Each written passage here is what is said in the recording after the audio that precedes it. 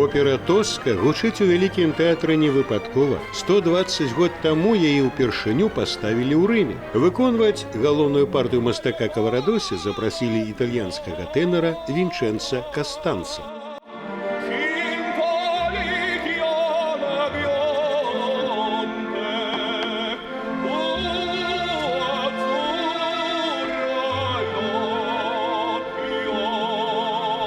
As I said, we worked many times together. We worked in London on Ballo in Maschera. Мы працавалі ў Лондоне над операй «Бал Маскарад». Мы выступалі ў Італіі, і мы выконвалі «Травіату» разам на фестывалі «Альбустан». Мы працуем разам даволі інтэнсіўна. Мы даволі блізкія сябры, мы разам рабілі шмат канцэртаў і опер, і таму я паклікаў яго далучыцца да пастаноўкі «Тоскі» сюды, у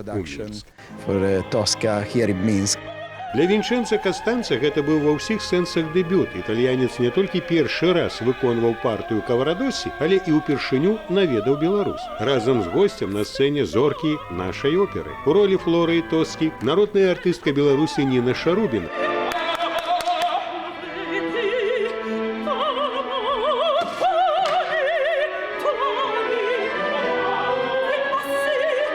Галоўнага антыгероя барона Скарпия играет заслуженный артист Беларуси баритон Станислав Трифонов.